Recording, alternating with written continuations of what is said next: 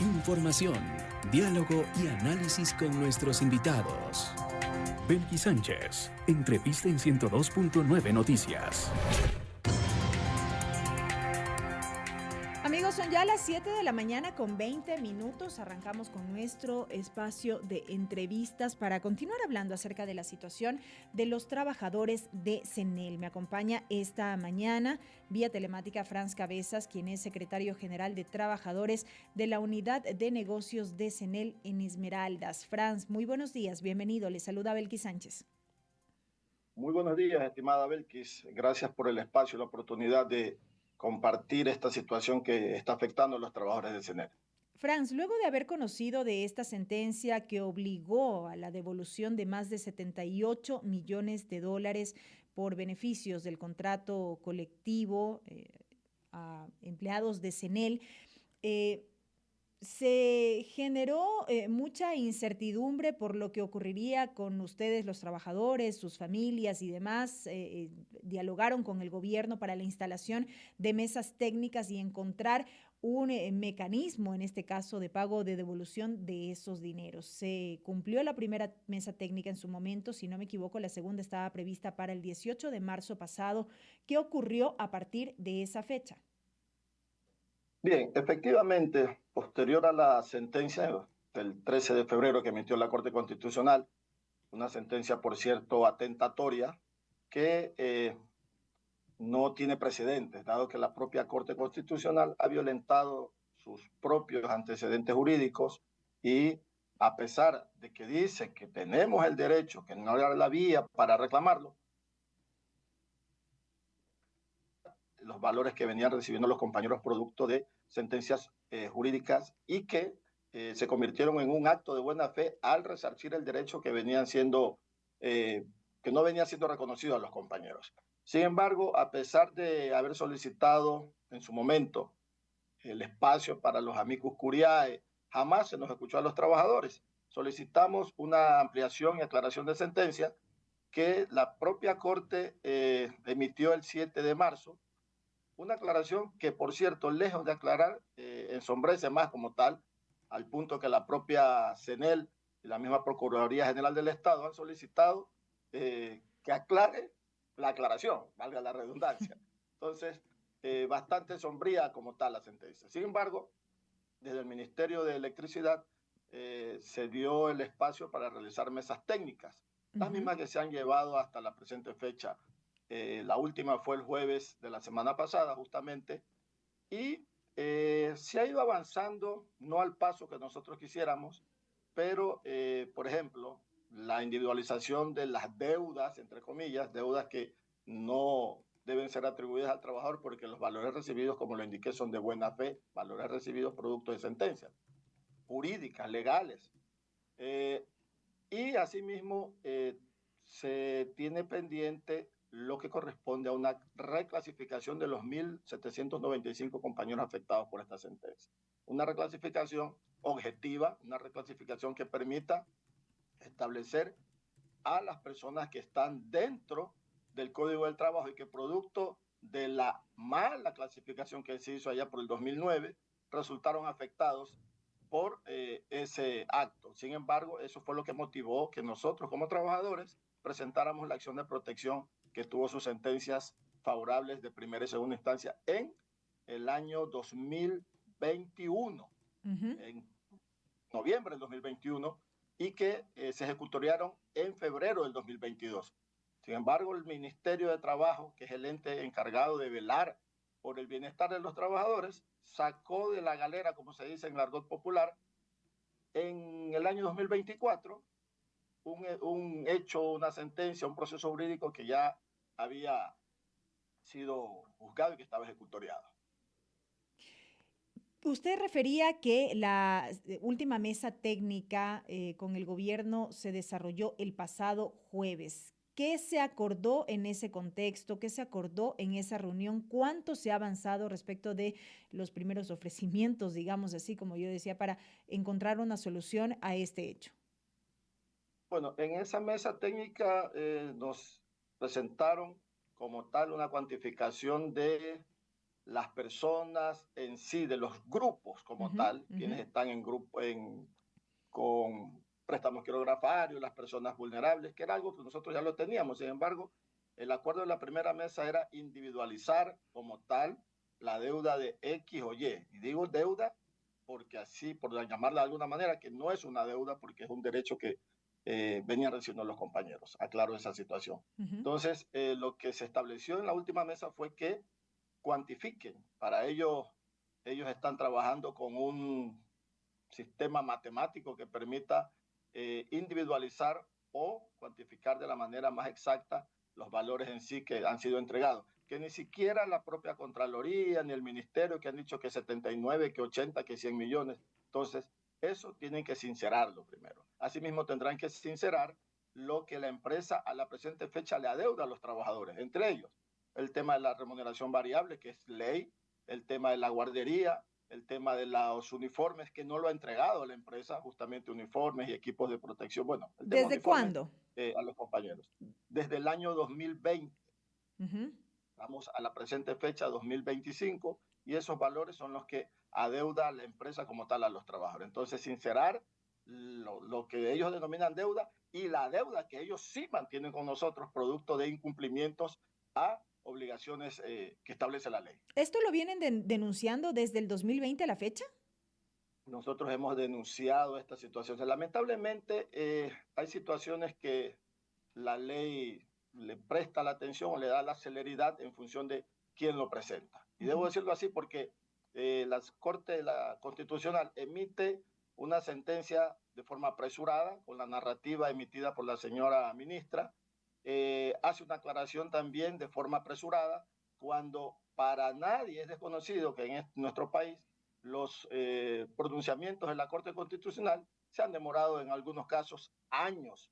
Sin embargo, cuando se trata de afectar a los trabajadores, hubo una celeridad agresiva, al punto que en su momento como Central Unitaria de Trabajadores presentamos a la Corte Constitucional un pronunciamiento respecto a la ley de apoyo humanitario del año 2020.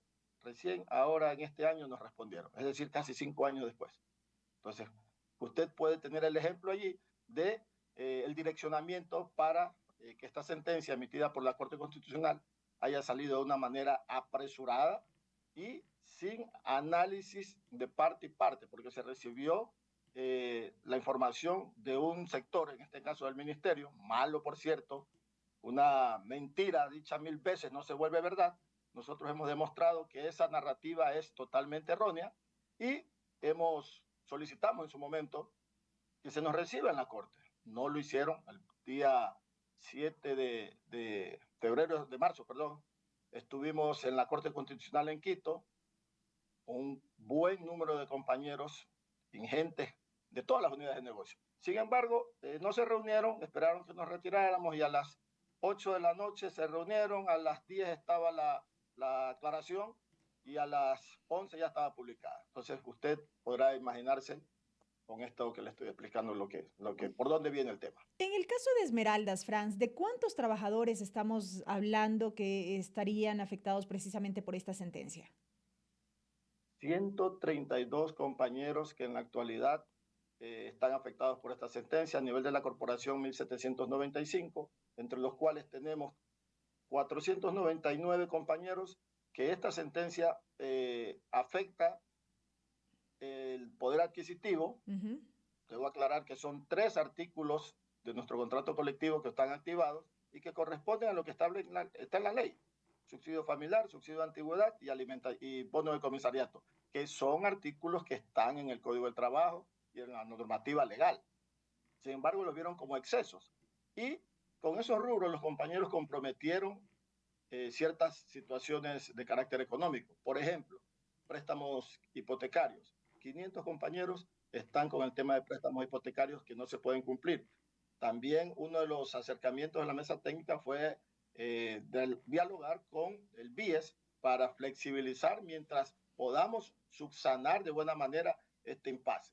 Compañeros que tienen préstamos quirografarios, 1.119 compañeros también que están afectados, sin eso, por un lado. Hay que tomar en cuenta y tener muy claro que esta sentencia afecta a compañeros que tienen enfermedades catastróficas o que tienen discapacidad. Esta sentencia violentó ese derecho de esos compañeros, que no pueden comprar la medicina, que no pueden comprar la alimentación. A la presente fecha, al mes de febrero y marzo, que se pagaron sin los beneficios, compañeros que salieron en cero o con saldos negativos. Precisamente Ya está, sobre eso quería insistir, Franz, ¿qué había ocurrido en ese sentido desde febrero que se emitió esta sentencia de la Corte Constitucional hasta estos momentos, ya cuando estamos iniciando este mes de abril, en cuanto a lo que han percibido de sus remuneraciones? ¿Se han afectado evidentemente por esta sentencia? tenemos más de 500 compañeros que recibieron cero y un alto porcentaje de compañeros que reciben menos del salario básico general unificado. ¿Cómo subsisten con esos valores y con los compromisos que le enunciaba hace unos momentos? Entonces, es preocupante cómo esta situación, una sentencia emitida apresuradamente, no observó el carácter humanitario, la afectación social que se dio o se está dando, que están viviendo los compañeros en la actualidad, que ha provocado ya muertes. Ya tuvimos un compañero fallecido producto justamente de recibir su rol y ver que no tenía cómo alimentar a sus hijos. Compañeros que están con enfermedades catastróficas bastante severas, bastante avanzadas, que no tienen en la actualidad. Hemos tenido que hacer aportes de todos los compañeros para paliar esa necesidad de medicina de compañeros que están en ese tema. Entonces, bajo ese concepto, el día miércoles de la semana pasada que estuvo el pleno de la Asamblea aquí, hicimos la entrega de una propuesta de reforma a la ley orgánica de empresas públicas. Una propuesta que está enfocada netamente en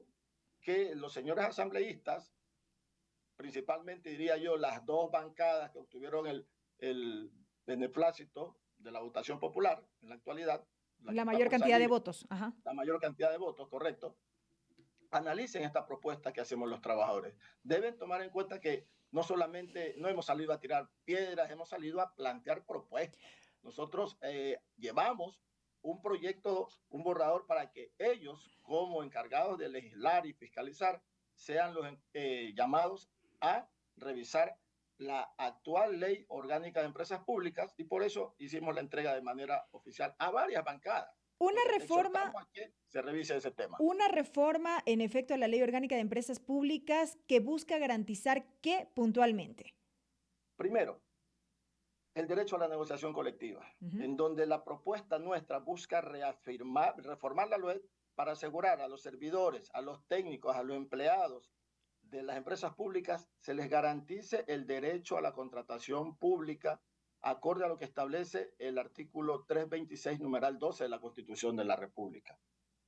Segundo, la remisión de la deuda. En ocasiones anteriores, la propia Asamblea y la misma Presidencia de la República ha remitido, pues ha condonado deudas. Pues, y podemos hablar con ejemplos, deudas a banqueros, deudas a empresarios, pero en este caso se está afectando al motor de la economía, que es el trabajador. Los trabajadores eléctricos en el 2016, producto del terremoto de Esmeraldas y Manabí, estuvimos allí al pie del cañón, como se dice en el argot popular. En el 2020, con la pandemia, prestos a colaborar, a garantizar el servicio de energía en los hospitales que estaban colapsando. Jamás hubo un hospital sin energía eléctrica.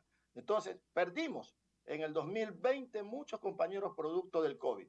Se nos declaró héroes en ese entonces. Se habló de los héroes sin capa, de los médicos, las enfermeras, de los trabajadores, de los bomberos, los policías, que garantizamos la seguridad y en este caso el sector eléctrico, el constante fluido de energía en los hospitales. Sin embargo, oh sorpresa, ahora somos tratados como burócratas dorados, cuando lo que tenemos en la realidad son salarios dignos, justos, que no bordean ni siquiera lo que ha dicho la señora ministra. Yo tengo aquí en mi poder, y lo hemos socializado, cuáles son los rangos de salario de un trabajador en el sector eléctrico en CENEL. Entre 1,000 y 2,000, ojo, que no necesariamente llegan a $2,000. No es que llegan, estamos hablando de No 1,200, 8,000 o 12,000 1,300. como se dijo en su momento. Negativo, lo demostramos que justamente el odontólogo que hablaba la señora ministra cobró 10 meses acumulados producto de que la empresa no le había cancelado. 10 meses eran los $12,000, un sueldo de $1,200 mensuales. Y como le indicaba, en ese rango de 1,000 a 2,000 de sueldo, tenemos 5,069 trabajadores. Es decir, CENEL tiene 6,400 y 5,069 están dentro de un rango de 1,000 a 1,500. Y lo puse de 2,000 porque hay sus excepcionalidades respecto a ciertos cargos. Pero es esa la realidad. Franz, volviendo al tema de este proyecto de reforma a la que hacía referencia y en lo que tiene que ver con el derecho a la negociación colectiva, nada más para entenderlo aún mejor, lo que se busca es que este derecho sea aplicable a los servidores públicos de carrera, incluyendo empleados, obreros y técnicos. ¿Es así? Correcto. La reforma como tal se adapta a lo que establece los acuerdos, los convenios internacionales establecidos por la Organización Internacional de Trabajo y que nuestro país es garantista, es decir, nuestro país está violentando el propio acuerdo que establece la Organización Internacional del Trabajo. Nosotros lo que buscamos primero es justamente eso, que el Ecuador se allane a los acuerdos, que el Ecuador, en nuestro país, la propuesta que estamos presentando de la negociación, que la legislación tome en cuenta la realidad que están viviendo los trabajadores, que el análisis que hagan se enfoque justamente en los principios de justicia y equidad. Los trabajadores argumentamos que lo que se recibió no fue un privilegio, es un derecho que ha sido condonado, perdón, que ha sido soslayado por más de 15 años. Entonces, en virtud de aquello, presentamos la acción de protección en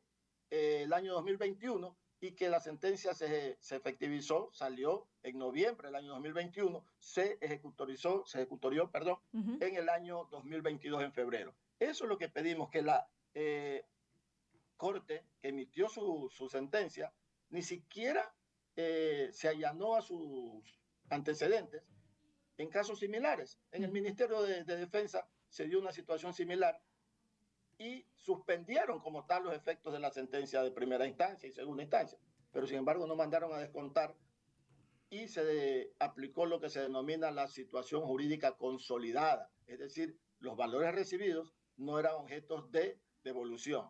Hay una situación que la ciudadanía piensa que han sido dineros en exceso. No son dineros en exceso, son derechos que estuvieron allí conculcados durante 15 años, 8 meses para ser exacto, y que justamente en derecho los reclamamos, como le indicaba al inicio. La Corte dice, no, sí tienen el derecho, pero no era la vía adecuada para reclamar.